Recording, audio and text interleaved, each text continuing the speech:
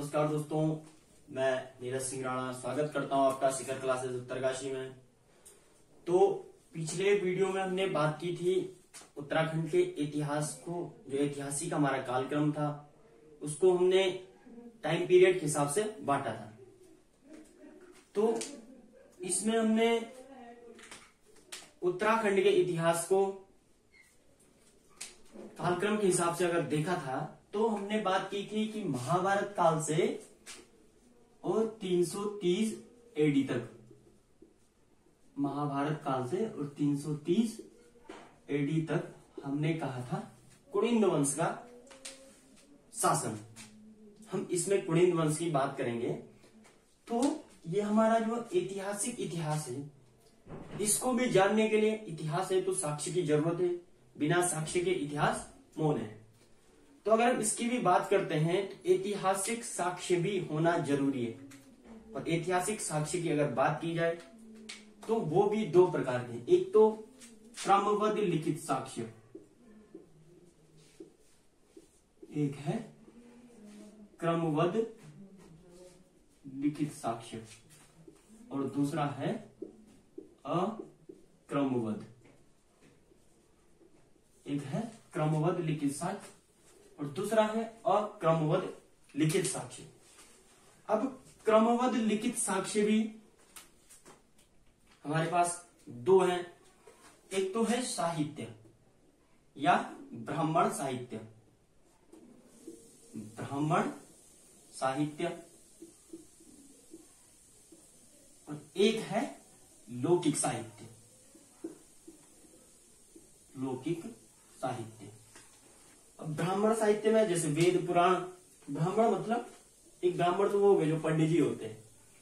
एक ब्राह्मण वो होते हैं कि मतलब जब वेदों की रचना की गई, वेद व्यास जी द्वारा जब वेदों की रचना की गई तो वेद बहुत कठिन थे पढ़ने और समझने में, तो उनको थोड़ी आसान करने के लिए ब्राह्मणों की रचना की गई। सतपथ ब्राह्मण, गोपद ब्राह्मण, ऐत्रीय ब्राह्मण, मतलब कई प्रकार के, तो उनकी रचनाएं की गई। अगर जो लोग ब्राह्मण भी नहीं समझ पाए उनके लिए फिर पुराणों की रचनाएं की गई, 18 पुराण है। और जो लोग पुराणों को भी नहीं समझ पाए, थोड़ी कठिन माना गया उनको अगर, तो उनके लिए उपनिषद, उपनिषद मतलब सिर्फ बैठ करके और सुनना है, कथा की तरह सीधे सुनना है उपनिषद। तो ये ब्राह्मण एक साहित्य है। और जो लौकिक साहित्य है, लौकिक साहित्य में जैसे बात करें तो एक राज तरंगिणी कथाण द्वारा रचित है, कश्मीर की राजनीति पर आधारित है, ठीक है। लेकिन कत्यूरी वंश के शासन की हमें जो है उत्तराखंड में इसकी जानकारी देता है। और लौकिक साहित्य में एक और है मानवोदय काव्य, जो कि परमार वंश की जानकारी हमें देता है। तो इस टाइप की पुस्तकें जैसे राज तरंगिणी किसके द्वारा रचित है? कल्हण के द्वारा। या मानवोदय काव्य भरत कवि के द्वारा रचित है, ठीक है। ऐसी मतलब अनेक पुस्तकें हैं जो लौकिक साहित्य में आती है। एक और है अर्थशास्त्र, चाणक्य के द्वारा रचित है। मौर्य वंश के शासनकाल की बात करती है, लेकिन उत्तराखंड में कुणिंद वंश की जानकारी देती है। इसमें कुलिंद शब्द का प्रयोग किया गया है कुणिंद वंश के लिए। तो ये सब हो गया हमारा लौकिक साहित्य। क्रमबद्ध है मतलब लिखा हुआ है इसे पूरे सिस्टमेटिक ढंग से। और अक्रमबद्ध में आते हैं हमारे पास अभिलेख, अभिलेख है कहीं पे शिलाओं पे लिखा हुआ है, पत्थरों पे लिखा हुआ। और दूसरा है मुद्राएं, मुद्राएं मतलब सिक्के। और जो पूरा कुणिंद राजवंश है वो हम मुद्राओं के आधार पर ही पढ़ेंगे। मतलब अभिलेख तो प्राप्त है, जैसे 4 अभिलेख भरभूत से प्राप्त हैं, भरभूत अभिलेख। ये किसके हैं? शुंग काल के हैं, पुष्यमित्र शुंग के काल के हैं। लेकिन इसमें जो है कुणिंद वंश का भी उल्लेख किया गया है। और एक है मथुरा का अभिलेख है, एक है कालसी अभिलेख देहरादून में। तो ये सब अभिलेख हैं जो अक्रमबद्ध, मतलब कहीं पे कुलिंद शब्द का, कहीं पे पुलिंद शब्द का, मतलब कोई इतिहास एक लगा नहीं सकते हैं कि इसमें कौन राजा रहा होगा, क्या रहा होगा। और मुद्राएं, ठीक है, कहीं पे सिक्के मिले, कहीं पर राज्य का नाम सिक्कों में, कहीं पे कुछ, कहीं पे कुछ। तो हम जो बात करेंगे जो मेन मुद्राएं कुलिंद, जो हमारा कुलिंद राजवंश है, इसकी सबसे अधिक मुद्राएं प्राप्त हुई है और मुद्राओं के हिसाब से ही इस राजवंश का पूरा इतिहास हमें पढ़ना है। ठीक है, तो अब हम बात करते हैं कुलिंद राजवंश में ये जो अभिलेख प्राप्त हुए हैं, ये मुद्राएं प्राप्त हुई है, मतलब ये इनके स्रोत थे, कुलिंद राजवंश के स्रोत थे। अभिलेख, कालसी अभिलेख 1860 में खोजा गया, इसी जॉन फॉरेस्ट नाम के व्यक्ति ने खोजा था। इसी तरह जैसे अभिलेख में एक और अभिलेख है हमारा तालेश्वर अभिलेख। ठीक है, तालेश्वर अभिलेख है जिसको कि 1915 में वाईके गुप्ता द्वारा खोजा गया और कत्यूरी वंश की जानकारी देता है। तालेश्वर अभिलेख है। और एक और अभिलेख है पांडुकेश्वर 1895 में, जिसकी खोज हुई और किसके द्वारा खोज की गई, कील होरने के द्वारा, और ये कत्यूरी वंश की हमें जानकारी देता है। तालेश्वर अभिलेख वाईके गुप्ता द्वारा, और ये जो है पौरव वंश की हमें जानकारी देता है। ठीक है, हम अब बात कर रहे हैं कुलिंद राजवंश की। ठीक है, तो कुलिंद राजवंश की एक मुद्राएं थी, अल्मोड़ा प्रकार की मुद्रा, जिनको उत्तराखंड की सबसे प्राचीनतम मुद्रा कहा जाता है, अल्मोड़ा प्रकार की मुद्रा। ठीक है, आगे इसकी डिटेल से बात करेंगे। अल्मोड़ा प्रकार की मुद्रा, जिसको कि उत्तराखंड की सबसे प्राचीनतम मुद्रा माना जाता है। ठीक है, किस वंश की थी, कुलिंद वंश की। अब कुलिंद वंश के जो स्रोत थे, जो साहित्यिक स्रोत थे और असाहित्यिक स्रोत क्या थे, तो कुलिंद वंश के साहित्यिक और असाहित्यिक स्रोत। ठीक है, कुलिंद वंश, इनके एक साहित्यिक स्रोत, दो स्रोत इनको भी अलग अलग बांट देते हैं, और एक है असाहित्यिक स्रोत। अब साहित्यिक स्रोत में एक आती है अष्टाध्यायी, जो कि किसके द्वारा रचित है, पाणिनि के द्वारा।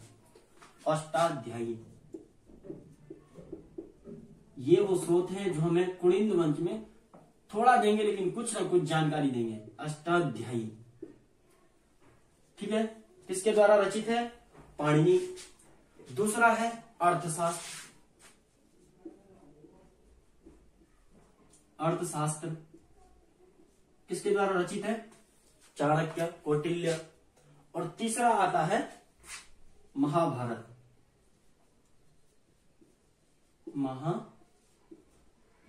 ठीक है।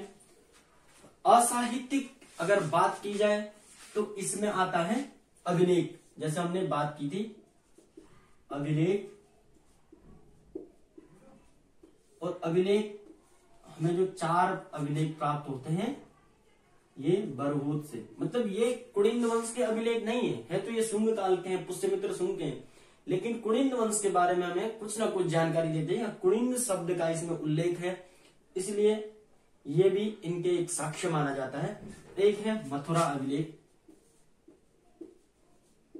मथुरा, और एक आता है हमारा कालसी, जिसको कि पहले कालकूट के नाम से जाना जाता है। और ये कालसी अभिलेख मौर्य वंश का जो सबसे प्रतापी शासक था अशोक का है। और इसमें कुलिंद शब्द, कुलिंद शासन के लिए कुलिंद शब्द का प्रयोग किया गया है। तो ऐसा माना जाता है कि मौर्य काल के अंदर, जब देश में मौर्य काल चल रहा था, तो उस टाइम पे उत्तराखंड में जो है कुलिंद शक्ति राज कर रही थी। ठीक है। अब इस अभिलेखों की अगर बात की गई तो ये 4 बरहूत से प्राप्त हुए, पुष्यमित्र शुंग काल के हैं, एक मथुरा से और एक हमें कालसी से प्राप्त होते हैं। तो अब हम बात करेंगे कि कुलिंद जब यहां पर आए, जब कुलिंद यहां पर शासन करने आए, तो क्या इससे पहले उत्तराखंड में कोई जनजाति निवास करती होगी या फिर नहीं करती होगी, मतलब कौन लोग रहे होंगे यहाँ पर जब कुनिंद वंश आए या सबसे पहले कुनिंद आए। तो ऐसा माना जाता है कि जब कुनिंद वंश का यहाँ पर आधिपत्य हुआ तो उत्तराखंड के तराई क्षेत्र में, उत्तराखंड के तराई क्षेत्र में यहाँ पर एक जनजाति निवास करती थी जिसको कोल कहा जाता था। और यहीं से हमारी आगे जो है कुनिंद वंश की कहानी शुरू हो जाएगी। थोड़ा सा समझ लेते हैं, मतलब एक विषय बात है कि जब यहाँ पर कुनिंद आए तो क्या उससे पहले कोई रहते थे या नहीं रहते थे। तो इससे यह पता लगा है कि जब यहाँ पर कुनिंद वंश का आधिपत्य हुआ उससे पहले तराई के क्षेत्र में कोल जाति निवास करती थी। कौन सी जाति? ये हमारा जो उत्तराखंड है इसके कुछ भूभाग में जो है ये कोल जाति निवास करती थी। कौन? कोल जाति निवास करती थी। ठीक है। और इनके लिए माना जाता है कि ये अंधविश्वास में भरोसा करते थे, मतलब जागर वागर गाते थे, ऐसा माना जाता है। अब कोल के बाद यहां पर किरात जाति के लोग आए। कौन आए? किरात। इन किरातों ने कोलों पर आक्रमण किया। यह जाति जो कोल है यह उत्तराखंड की सबसे आदिम जनजातीय समूह है। आदिम जनजातीय समूह, सबसे पुरानी आदिम जनजातीय समुदाय है कोल।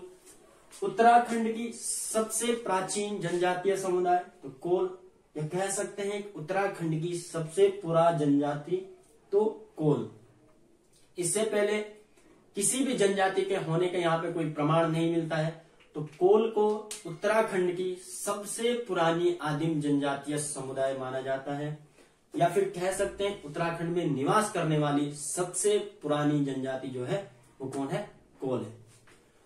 अब किरातों ने कोल पे आक्रमण कर दिया और किरातों के लिए माना जाता है कि ये मंगोलियन समुदाय के लोग थे, जो कि आज के टाइम पे हमारी भोटिया जनजाति है। तो किरातों ने जब कोल पे आक्रमण किया तो कोल इनके सामने थोड़ी कम वो हो गए, कम शक्तिशाली हो गए और इन्होंने आक्रमण करके कोलों को अपना दास बना लिया। तो अगर बात की जाए उत्तराखंड पे सबसे पहले आक्रमण करने वाली जाति कौन सी है तो किरात। ठीक है, किरात आक्रमण करने वाली पहली जनजाति है जिन्होंने कोल पर आक्रमण किया और कोल को हराकर इनको अपना दास बना लिया।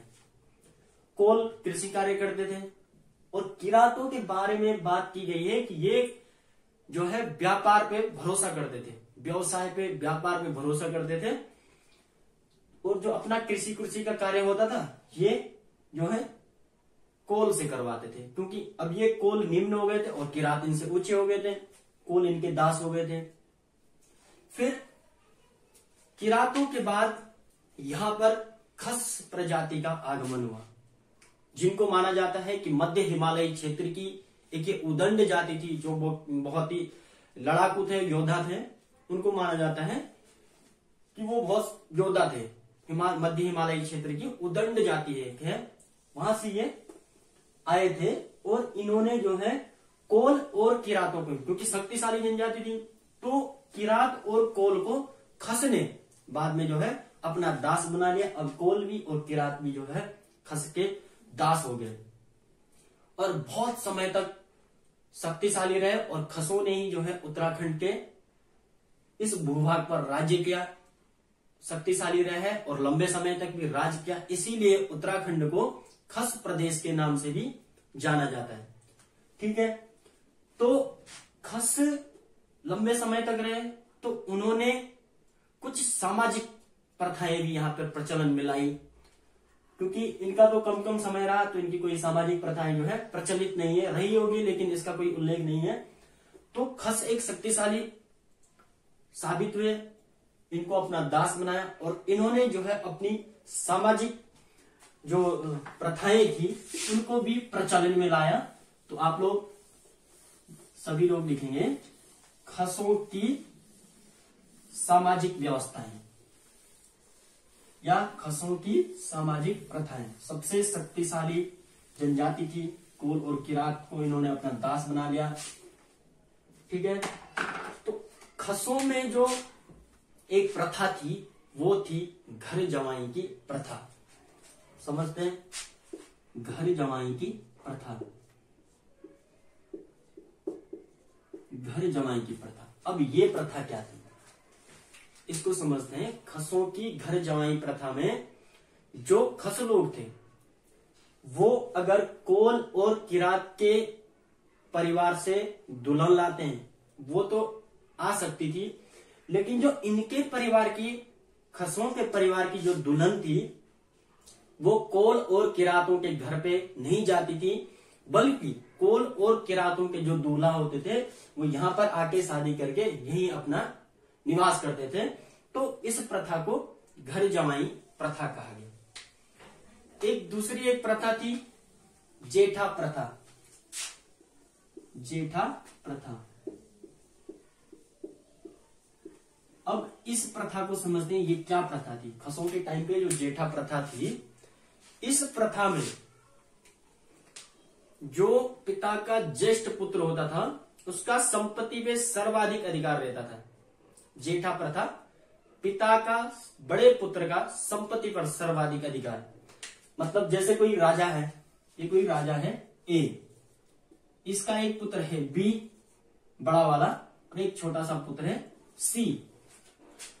अगर ए की मृत्यु हो जाए, राजा की मृत्यु हो जाए, तो बड़ा बेटा राजगद्दी पर बैठेगा बी।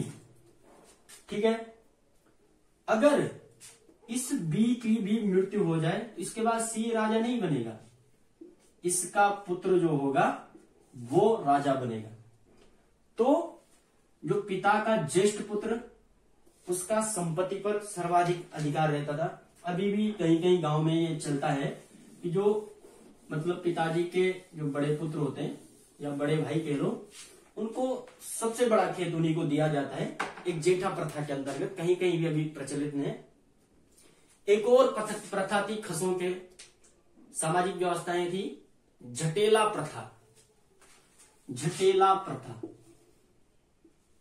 अब ये झटेला प्रथा क्या थी इसको समझते हैं। झटेला एक आदमी होता था। कौन आदमी? अब कोई एक पति है,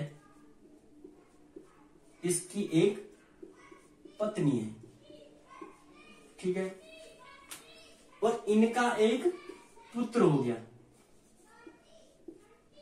तो ये जो पति और पत्नी, इनका एक पुत्र हो गया, अगर पति की मृत्यु हो जाए, पति की मृत्यु हो जाए तो यहां पर पत्नी और इसका पुत्र बचा। इस स्थिति में पत्नी किसी और से शादी कर लेगी या अपना दूसरा पति बना लेगी। किसी और से शादी कर लेगी, इसका पति एक्सपायर हो गया, इसका एक पुत्र है, अब पत्नी किसी और से शादी कर लेगी दूसरे पति से। तो जब पत्नी शादी करेगी तो इस पुत्र को साथ में लेके जाएगी। तो इसको संपत्ति में अधिकार दिया जाए या ना दिया जाए, क्योंकि इसका अधिकार तो यहां है संपत्ति पे, जो इसका पिता था। इसके पिता की मृत्यु हो गई, इसकी मां ने दूसरी शादी कर ली, या अपनी मां के साथ दूसरे घर चले गया। तो इसको संपत्ति में अधिकार दिया जाए या ना दिया जाए, तो ये जो पुत्र था जो अपने मां के साथ अपने मां के दूसरे पति के घर जाता, इसको झटेला कहा जाता था। और शक ये खस प्रजाति में यह प्रथा प्रचलन थी कि ये जो झटेला है इसको भी संपत्ति में अधिकार दिया जाएगा। ठीक है, तो ये थी झटेला प्रथा। एक और प्रथा थी टेकुआ प्रथा। खसों के सामाजिक व्यवस्थाओं में जो है एक और प्रथा थी जिसे कहा जाता था टेकुआ प्रथा, और ये बहुत खतरनाक प्रथा थी, टेकुआ प्रथा। अब इसमें क्या था? एक घर जमाई की प्रथा थी, एक जेठा प्रथा, झटेला प्रथा, एक थी टेकुआ प्रथा। अब टेकुआ प्रथा को थोड़ी समझते हैं। इसमें क्या था? एक पति है और एक पत्नी है। यहां लिखते हैं टेकुआ प्रथा। एक पति है और एक पत्नी है, ठीक है। अब इस पति के अलावा इस पत्नी का एक उपपति है। उपपति मतलब कोई दूसरा एक व्यक्ति है और इस उपपति के बारे में पति को पता नहीं है, ठीक है। एक पति है, एक पत्नी है और पत्नी का एक उपपति है, मतलब अपनी एक सेटिंग है, बाहर एक सेटिंग है और इस सेटिंग के बारे में इस पति को कोई पता नहीं है। तो इसको अगर पता चल जाए कि पत्नी की कहीं और जगह सेटिंग है या पत्नी का एक उपपति है, तो ये पति तलवार बंदूक निकाल के अपना जो भी हथियार है उसको निकाल के इसकी मृत्यु करेगा और इसकी मृत्यु करने के बाद अगर ये इसकी मृत्यु कर लेता है तो वो कोई अपराध नहीं माना जाएगा। बाद में इस प्रथा को ट्रेल प्रतिबंधित करता है। तो इस प्रथा को टेकुआ प्रथा कहते थे। ऐसी ऐसी प्रथाएं थी खसों की, ठीक है। तो खसों की हमने देखा, एक तो हमने देखा कौन सा प्रथा, घर जमाई की प्रथा।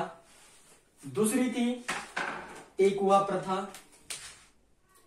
तीसरी थी जटेला प्रथा और एक और प्रथा थी जेठा प्रथा। तो इन सभी प्रथाओं की हमने बात की। अब कुणिंद वंश के स्रोतों की हम बात करते हैं। इसके बाद यहां पर कुणिंद लोग आ गए और कुणिंद वंश का यहां पर आधिपत्य हो गया, ठीक है। तो एक और शब्द लिखे, कुणिंद वंश का जब प्रवेश हो गया तो अष्टाध्यायी नामक एक पुस्तक है।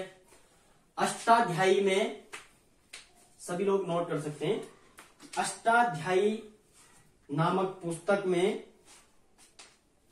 चौथी और पांचवी शताब्दी में, चौथी और पांचवी शताब्दी में उत्तराखंड के कुछ क्षेत्रों में, उत्तराखंड के कुछ क्षेत्रों में कुणिंद वंश के शासन का प्रमाण मिलता है।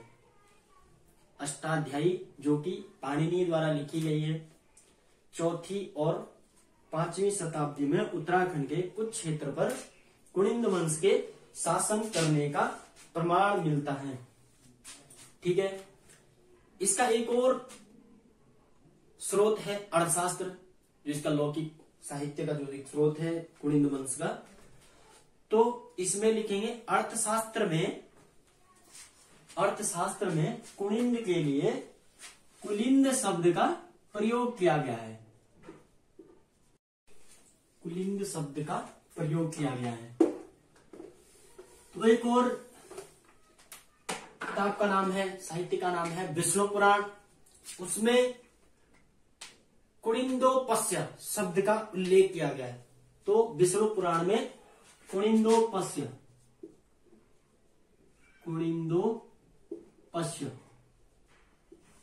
ठीक है। एक और पुस्तक है महाभारत, वेदव्यास द्वारा रचित। उसमें भी कुणिंद के लिए कुलिंद शब्द का प्रयोग किया हुआ है। कुलिंद शब्द का प्रयोग किया हुआ है। और बात करें अभिलेख की, तो अभिलेख में हमने बात की थी कि 4 अभिलेख भरभूत से प्राप्त हुए हैं जो शुंग काल के। मतलब ये जो अभिलेख है ये कुणिंद वंश के नहीं है, लेकिन ये कुणिंद वंश के बारे में हमें कुछ ना कुछ जानकारी देते हैं। हम इसलिए कहते हैं कि ये जो है कुणिंद वंश के कुछ साहित्यिक स्रोत हैं। ये तो जो भरभूत से अभिलेख प्राप्त हुई ये तो पुष्यमित्र शुंग के हैं, शुंग काल के हैं, लेकिन इसमें कुणिंद वंश का जिक्र किया गया। एक है कालसी अभिलेख। कालसी अभिलेख है तो अशोक का है, मौर्य काल का है, लेकिन कुणिंद शब्द के इसमें जो है कुणिंद के कुलिंद शब्द का प्रयोग किया। कुणिंद, कुलिंद, पुलिंद, कुलिंदोपस्य। तो इनसे हम अंदाजा लगा सकते हैं कि ये कुणिंद वंश के समकालीन वो है, एक अभिलेख है। तो अब हम बात करते हैं जिससे कि हमें पूरे कुणिंद वंश को पढ़ना है, वो है मुद्राएं। तो कुणिंद वंश की मुद्राएं, अब मुद्राएं कुनिंद वंश की, इसमें इन मुद्राओं को हम जो कुनिंद वंश की मुद्राएं थे अलग अलग भागों में बांटेंगे, 3 भागों में बांटेंगे। जैसे कि मतलब हमारे पास दिया जाए एक इंडिया का, एक पाकिस्तान का, एक चाइना का, तो हमें इंडिया के एक तरफ रखने, पाकिस्तान के एक तरफ रखने, चाइना के एक तरफ रखने, मतलब अलग अलग प्रकार के हों। तो वो कौन कौन से प्रकार हैं जो कुनिंद वंश की मुद्राएं थी, उसमें है एक तो है अल्मोड़ा प्रकार, अल्मोड़ा प्रकार, और एक है अमोदभूति प्रकार, अमोदभूति प्रकार की, और एक है छत्रेश्वर प्रकार, छत्रेश्वर प्रकार की मुद्रा। अब इनको कैसे पहचाना कि ये अल्मोड़ा प्रकार की है, ये अमोदभूति प्रकार की है, छत्रेश्वर प्रकार की है। तो जो अल्मोड़ा प्रकार की मुद्राएं थी इनका अलग अलग विश्लेषण किया गया। अल्मोड़ा प्रकार की जो मुद्राएं थी वो मुद्राएं ताम्र धातु की थी, ताम्र धातु मतलब तांबे की, ठीक है। और जो छत्रेश्वर प्रकार की थी ये भी ताम्र धातु की थी, दोनों ताम्र की हो गई। ये जो अमोदभूति प्रकार की मुद्रा थी ये ताम्र और रजत धातु की थी, कोई ताम्र की थी कोई रजत धातु की थी, रजत मतलब चांदी, ताम्र प्लस रजत, कोई चांदी की थी कोई ताम्र की थी।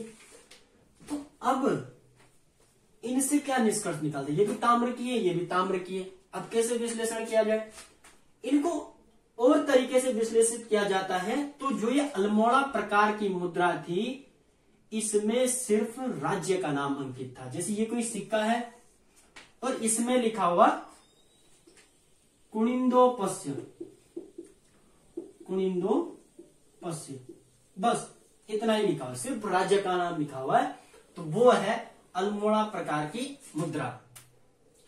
एक और मुद्रा है जिसमें राज्य का नाम तो लिखा हुआ है लेकिन उसके दूसरी तरफ सिक्के में, एक में तो राज्य का नाम लिखा हुआ, दूसरी तरफ भगवान महात्मन छत्रेश्वर महाराज, भगवान महात्मन छत्रेश्वर महाराज लिखा हुआ है।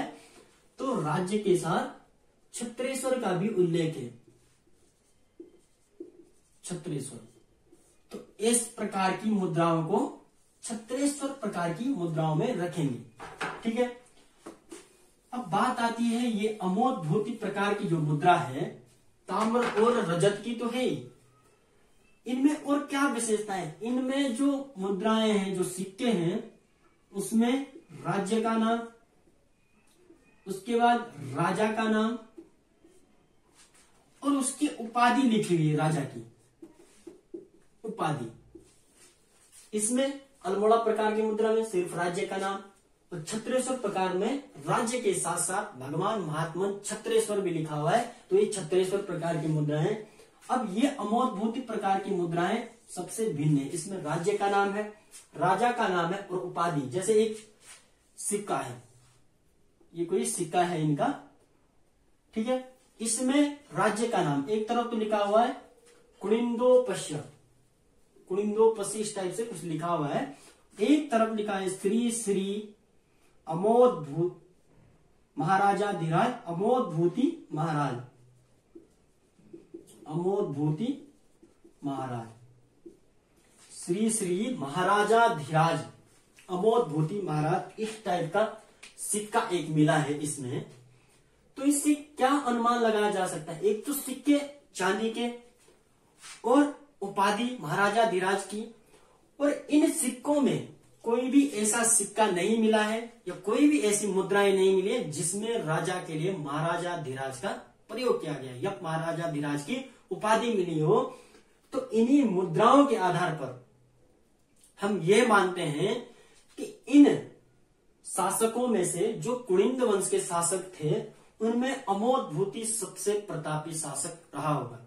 तो पॉइंट नोट कर सकते हैं कि मुद्राओं के आधार पर, मुद्राओं के आधार पर अमोदभूति को, मुद्राओं के आधार पर अमोदभूति को कुनिंद वंश का सबसे प्रतापी शासक माना जाता है। मुद्राओं के आधार पर कुनिंद वंश का सबसे प्रतापी शासक कौन है, तो अमोदभूति, किसके आधार पर? सिर्फ मुद्राओं के आधार पर। कोई लोग अमोद को इसका संस्थापक भी मान लेते हैं कि अमोद ने जो है इसकी स्थापना की, कुनिंद वंश की, लेकिन ऐसा कोई ठोस सबूत नहीं मिला है कि इसका कौन संस्थापक रहा है, क्या रहा है। सिर्फ सिक्कों के आधार पर यह निष्कर्ष निकलता है कि अमोद जो है वो कुनिंद वंश का सबसे प्रतापी शासक रहा होगा। अब देखते इनके जो सिक्के हैं, इनके सिक्कों को जो देश में उस समय तत्कालीन जो साम्राज्य था, ये किसका शासनकाल था या किस टाइम के वो सिक्के हैं, या मतलब किससे मिलते जुलते हैं, किसका प्रभाव इन सिक्कों पे है कि जब देश में कुछ और चल रहा था तो ये किस टाइम के, ये मौर्य काल के या सातवाहन वंश के टाइम के हैं या कुषाण वंश के टाइम, मतलब किस टाइम के जो ये सिक्के हैं जिनसे ये मिलते जुलते हैं। तो इनका जब विश्लेषण किया गया या इनका कंपैरिजन जब किया गया तो जो ये अल्मोड़ा प्रकार के सिक्के थे इनमें प्रभाव पाया गया यूनानी प्रभाव, इनमें यूनानी प्रभाव पाया गया। अब डायरेक्ट क्वेश्चन बन सकता है कि अल्मोड़ा प्रकार के सिक्कों में किसका प्रभाव पाया जाता है? तो यूनानी प्रभाव। और ये जो अमोद प्रकार के सिक्के थे इनमें हिंद यमन प्रभाव पाया जाता था, हिंद यमन या फिर इंडो ग्रीक प्रभाव इनमें पाया जाता था। किनमें? अमोद में। और ये जो छत्रेश्वर प्रकार की मुद्राएं थी, छत्रेश्वर प्रकार की मुद्राओं में कुषाण प्रभाव पाया जाता था। कौन सा प्रभाव? कुषाण प्रभाव पाया जाता है। 3 क्वेश्चन तैयार हो गए। अल्मोड़ा में यूनानी प्रभाव और अमोद में इंडो ग्रीक या हिंद यमन प्रभाव और छत्रेश्वर में कुषाण प्रभाव पाया जाता था इस कुनिंद वंश के सिक्कों में या मुद्राओं में। ठीक है, अब बात करते हैं कि ये जो यूनानी है, हिंद यमन है, कुषाण है, इनमें से कौन पहले भारत में आया? सीधी सी बात है, यूनानी पहले आए। तो इनका प्रभाव इन सिक्कों पे दिखता है, अल्मोड़ा प्रकार की मुद्राओं पे। तो उत्तराखंड की सबसे प्राचीन मुद्रा भी इसी को माना जाता है। तो नोट कर सकते हैं, अल्मोड़ा प्रकार की मुद्राओं को उत्तराखंड की सबसे प्राचीनतम मुद्रा कहा जाता है। अल्मोड़ा प्रकार की मुद्रा को उत्तराखंड की सबसे प्राचीन मुद्रा कहा जाता है। ठीक है, अब हमने ये देख लिया कि मुद्राओं के आधार पर हमें मिला कि यहाँ पर एक अमोद राजा था जो कि सबसे प्रतापी राजा था और इसने जो है चांदी के सिक्के चलाए थे। कुछ कहानी बन गई। एक और कहानी है कि पांडव जब अपने वन पर्व में, महाभारत के वन पर्व में पांडव जब अपने अज्ञातवास में भटक रहे थे तो वो श्रीपुर पहुंचे और श्रीपुर में उनकी भेंट कुनिंदाधिपति सुबाहु से हुई। तो इससे यह निष्कर्ष निकलता है कि जब महाभारत काल था, महाभारत काल के दौरान इनकी राजधानी श्रीनगर थी और कुनिंद का जो अधिपति था या कुनिंदों का जो राजा था वो सुबाहु था। तो एक पॉइंट लिख सकते हैं कि महाभारत के वन पर्व में कुनिंदों की राजधानी श्रीनगर थी और इनका राजा सुबाहु था। ये महाभारत से इसका निष्कर्ष निकलता है। अब एक हमारे पास एक कालसी अभिलेख, कालसी अभिलेख जो कि कहां है? देहरादून में कालसी। और एक पुस्तक है अर्थशास्त्र, अर्थशास्त्र जिसके राइटर कौन है? चाणक्य या कौटिल्य। अब जो कालसी अभिलेख है वो किसका है? मौर्य वंश का है, अशोक का है। जो अर्थशास्त्र है, अर्थशास्त्र भी चाणक्य द्वारा रचित है जो कि मौर्य काल का ही है। तो इससे यह माना जाता है कि कुनिंद जब भारत में मौर्य शासन काल चल रहा था तो उत्तराखंड में कुनिंद शासन चल रहा था और इस मौर्य काल में कुलिंद वंश का कोई भी सिक्का या कोई भी मुद्राएं प्राप्त नहीं हुई है। तो ये माना जा सकता है उस समय उत्तराखंड में भी गढ़ शासन रहा होगा, क्योंकि अशोक प्रतापी राजा था, पूरे भारत को उसने जीत लिया था। तो छोटे छोटे जो राज्य थे या इनके जो राजा थे ये भी अशोक के अधीन हो गए थे और उसके अनुसार ही वो अपना शासन चलाते थे। इसलिए अशोक के कार्यकाल के अंतर्गत या मौर्य के कालांतर्गत में इनके कोई भी सिक्के नहीं मिले हैं या कोई भी मुद्राएं नहीं मिली है। तो लिख सकते हैं कि मौर्य काल में 4वीं-5वीं शताब्दी के अंतर्गत यहां पर उत्तराखंड के कुछ क्षेत्रों में मौर्य कुलिंद वंश का शासन था। और इस समय ये जो कालसी अभिलेख है इसमें कालसी के लिए कालकूट नाम का प्रयोग किया गया है, जो कि कालसी का पुराना नाम है। तो इस समय इनकी राजधानी जो कुलिंद वंश की राजधानी मानी जाती है वो है कालसी या कालकूट मानी जाती है। और किसी राजा का नाम अंकित नहीं किया गया है कि कौन राजा राज कर रहा था, बस यही है कि इनकी जो राजधानी है कालकूट रही होगी और गढ़ शासन उस टाइम रहा होगा। ना तो कोई सिक्के मिलते उस टाइम के। तो इसके बाद मौर्योत्तर काल में, मौर्य के उत्तरवर्ती काल में जब मौर्य काल खत्म हो गया था, मौर्योत्तर काल में इनके सबसे ज्यादा सिक्के मिलते हैं। और इनकी जो मौर्योत्तर काल में राजधानी मानी जाती है वो है शत्रुघ्न नगर मानी जाती है। और शत्रुघ्न नगर आज का जो हमारा सहारनपुर है उसे शत्रुघ्न नगर कहा जाता था। मतलब जौनसार से लेकर और सहारनपुर तक क्षेत्र है जो, उसको कोई किसी जगह को शत्रुघ्न नगर कहता था, कोई किसी को, लेकिन मुख्यतः लोग सहारनपुर को ही शत्रुघ्न नगर कहते हैं। और मानते हैं कि मौर्योत्तर काल, जब मौर्य काल खत्म हो गया था, उनका जो उत्तरवर्ती काल था उस टाइम पे इन राजाओं का अपना आधिपत्य हो गया था। ये अपने आप प्रभावी हो गए थे, क्योंकि इससे पहले तो मौर्य के अधीन रहे होंगे। तो उस टाइम पे खुद प्रभावी हो गए थे। उनके सबसे ज्यादा जो मुद्राएं मिलती है कुलिंद वंश की उसी मौर्योत्तर काल की मिलती है। तो कह सकते हैं कि मौर्योत्तर काल में जो कुलिंद वंश की राजधानी थी वो शत्रुघ्न नगर थी, शत्रुघ्न नगर। और ये शत्रुघ्न नगर आज के सहारनपुर नाम से जाना जाता है। और इस काल को ही, मौर्योत्तर काल को ही कुलिंद वंश का स्वर्णिम काल कहा जाता है। तो कुलिंद वंश का स्वर्णिम काल किसे कहा जाता है? मौर्योत्तर काल को। इन कुलिंद वंश के कुछ और राजाओं के नाम भी मिले हैं। उनमें से एक का नाम था विषदेव, एक का नाम था अग्रराज, एक का नाम था धनभूति, एक का नाम था बलभूति, एक का नाम था अमोदभूति, एक का नाम था भानु और एक का नाम था रावण, जो हमें अलग अलग सिक्कों से प्राप्त होते हैं, अलग अलग स्रोतों से प्राप्त होते हैं। अब इनमें ये तो पता नहीं कि ये पहले राजा था या ये राजा था या ये राजा था, इसका कोई पता नहीं। लेकिन मुद्राओं के आधार पर इनके सिर्फ नाम मिले हैं। और ये भी पता नहीं चल पाए, क्योंकि अक्रमबद्ध है, तो ये भी पता नहीं चल पाया है कि राजा को जो पद था वो वंशानुगत रहता होगा या नहीं। इससे भी कोई ठोस सबूत नहीं मिले। अब हम इसकी विशेषताओं की बात करते हैं कि कुलिंद वंश की क्या विशेषताएं थी, मतलब क्या अंदाजा लगाया जा सकता है मुद्राओं से। तो सबसे पहले जो कुलिंद वंश की जो मुद्राएं थी वो द्विलिपीय थी, या कह सकते हैं कि द्विभाषीय, मतलब दो लिपियां, मतलब अलग अलग भाषाओं में थी। उनमें जो भाषाओं का प्रयोग किया गया था, दो भाषाओं का प्रयोग किया गया था। तो कुलिंद वंश की जो मुद्राएं थी वो द्विलिपीय थी। नंबर एक विशेषता ये हो गई।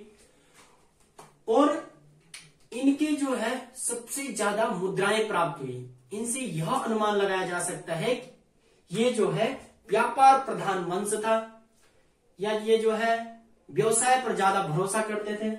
और द्विलिपीय मुद्रा होने के उससे जो है यह निष्कर्ष निकलता है कि ये जो व्यापार करते थे ये अंतरराष्ट्रीय व्यापार करते थे, मतलब अपने राज्य के साथ साथ भारी राज्यों में भी व्यापार करते थे। इसलिए हो सकता है कि इनकी मुद्राएं द्विलिपीय थी कि अंतरराष्ट्रीय व्यापार करते थे। और मतलब वो जो वहां भी चल जाए उनके राज्य में भी हो जाए और बाहर भी चल जाए। इसलिए हो सकता है कि द्विलिपियां इसलिए रही होगी कि अंतर्राष्ट्रीय व्यापार करते थे। एक और विशेषता है कि इनके जितने भी मुद्राएं प्राप्त हुई है, जितनी भी मुद्राएं कुनिंद वंश की प्राप्त हुई, किसी में देवी देवताओं का चित्रण नहीं किया गया है। जैसे हमारे उसमें कहीं पे अनाज की बाली, कहीं पे अशोक स्तंभ, किसी सिक्कों में इंडिया का मैप। तो इनका जो सिक्का है उनमें कहीं से ओम का चिन्ह मिला है, कहीं पे स्वास्तिक का चिन्ह मिला है, कहीं पे एक नारी का चित्र मिला है, किसी में प्रकृति का चित्र मिला है। किसी भी जो प्राप्त मुद्रा है उनमें भगवान की या देवताओं की तस्वीरें नहीं छपी हुई थी। सिर्फ एलन के अनुसार, एलन द्वारा एक पुस्तक लिखी हुई है, एनिशिएंट क्वाइंस ऑफ इंडिया, जो एलन के द्वारा पुस्तक लिखी है, उनमें उसमें जो है एलन ने कहा है कि जो छत्रेश्वर प्रकार की मुद्राएं हैं उनमें भगवान शिव की तस्वीर है। अब पता नहीं सच है कि क्या है, सिर्फ लिखा गया उनके द्वारा, लेकिन जो खोजी गई मुद्रा उसमें कहीं पे भी ऐसा नहीं देखा गया। सिर्फ ओम का, स्वास्तिक का, किसी नारी का, प्रकृति का फोटो है। तो इससे यह मानते हैं कि जो कुनिंद वंश के जो शासक थे वो प्रकृति पूजक थे, कि मतलब वो प्रकृति की पूजा करते थे। स्वास्तिक का हो गया, किसी नारी का हो गया, या फिर जैसे हमारे प्रकृति का हो गया, कहीं पहाड़ों की फोटो कहीं ऐसे दिख गई होगी। तो उनसे यह निष्कर्ष निकलता है कि जो कुनिंद वंश के जो शासक थे वो प्रकृति पूजक थे। तो धन्यवाद। इसी से हमारा आज का टॉपिक खत्म होता है और हमने कुनिंद वंश की विशेषताओं में बात की, इनकी मुद्राओं में बात की। आगे ऐसे ही हम लगातार अन्य शासन की बात करते रहेंगे और पूरा उत्तराखंड के जो है अध्ययन करेंगे। तो वीडियो में बने रहने के लिए आप चैनल को सब्सक्राइब कर लें। धन्यवाद।